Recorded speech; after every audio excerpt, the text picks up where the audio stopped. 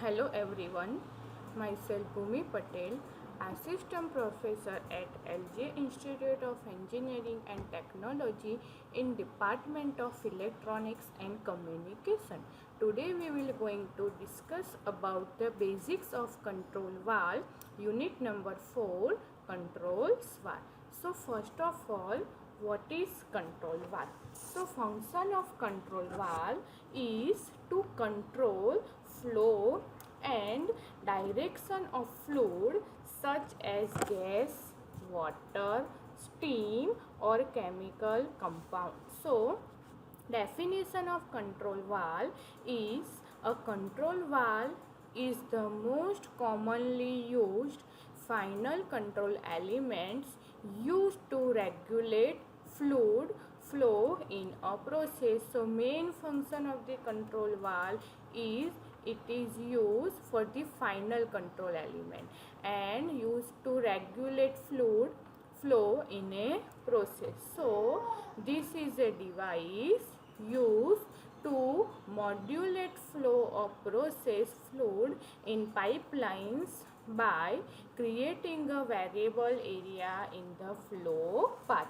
So in the automatic control of the modern plants is done with the help of the control valve. They can do the exchange of energy and reduction of pressure. So the diagram shows the picture of this control valve. Now this is the input to output flow in this control valve. Whenever the control valve is closed, there is no output is here, and whenever the control valve is open, the input is goes from this direction. So control valve will provide the required energy to the controller, so we can control the flow from input to output side. So this is the definition of the control valve. Now next is the ISA defines the control valve as a power operated devices that modulates the fluid flow rate in a process control system. Here you can see this is a one type of control valve. Now next one is, you can see in this diagram, the diagram is representation of the typical process control loop. Here you can see that SP is given, the full form of SP is set point. We can here also given to the input signal. Okay, now here one summing point is given, and after the summing point in the closed loop system we can connect the controller, and after the controller we can connect the process element. But in the control valve, after the controller and before the process variable, we can connect the control valve which can control the process, and PV indicate that process variable, and some feedback sensor is given. So this is the typical process control loop used in the control valve. So control valve is always connected after the controller. Now the next one is the most important, how to install a control valve. So this is the diagram for the control valve. This is the process parameter. Which type of process parameter? So we have mainly 4 process parameter: flow, pressure, level and temperature. So this is also called a set point, and this is also called a input parameter of the system. Now for the particular input we have connect the sensor. So for the flow we have connect the orifice flow meter for measurement of the flow.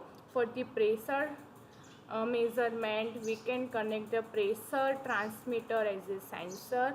For level measurement, we can connect the level transmitter as a sensor, and for the temperature measurement, we can connect the temperature transmitter. So this type of sensor is connected, and after the sensor we can connect the control valve. Now main point is how to install a control valve in a particular system. So whenever you have installed a control valve, we must know its function. We must know about the different criteria. First criteria is its function. The second criteria is we must know if it is able to prevent backflow, start of the flow, stop the flow, regulate the flow, or regulate the pressure. Okay, so most of the details will be stamped on the valve body by the manufacturer, like the type of the system, operating pressure, direction of flow, etc. So we must aware about the metal of the control valve it is made and the type of the end connection it has.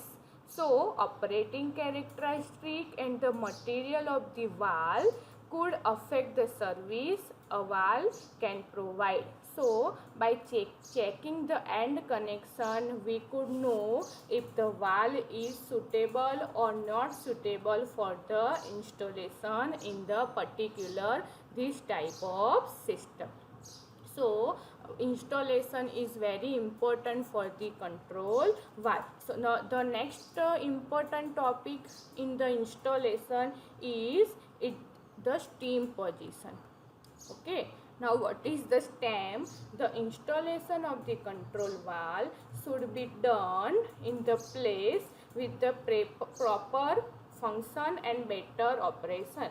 So for that, the steam position in the control valve kept always in the upward directions whenever it is possible. It is okay if the steam position is connected in the horizontal or the straight up, but we cannot connect the stem as a downward position because before installation there is some problem whenever the steam connected in the downward position. Now what is the stem? It is study in the next session. So this is the another criteria to install the control valve. Now before the installation, the system should be checked so that we could know if the possible pressure is on the wrong side of the rigs, so it could be damage the valve. So these are some installation criteria of the control valve.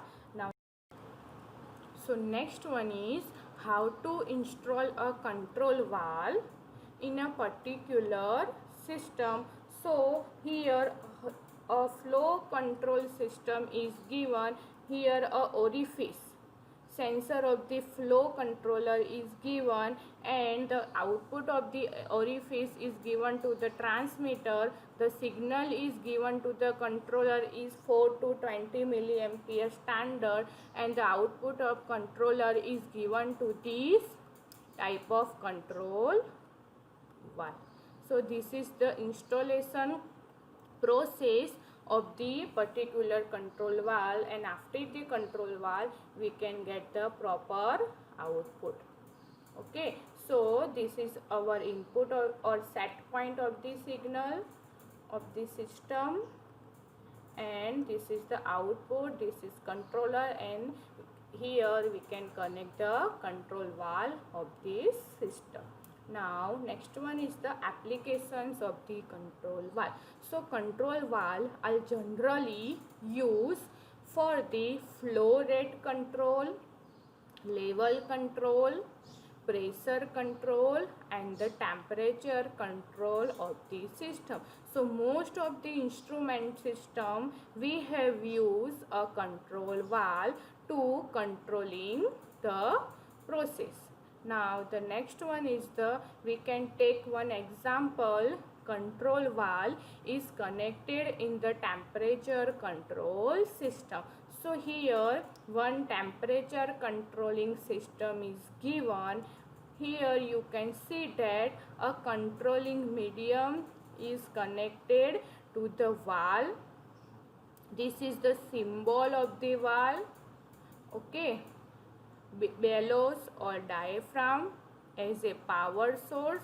Here actuator is connected. Now what is the function of actuator? There are two types of actuator, add to open and add to close.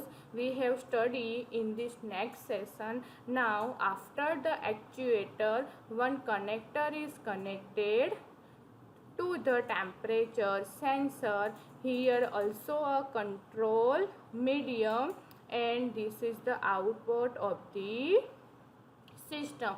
So you can see here whatever input is given to the control valve and output of the control valve is given to the connector, and with the sensor we can control the medium of this system and we can get the desired output.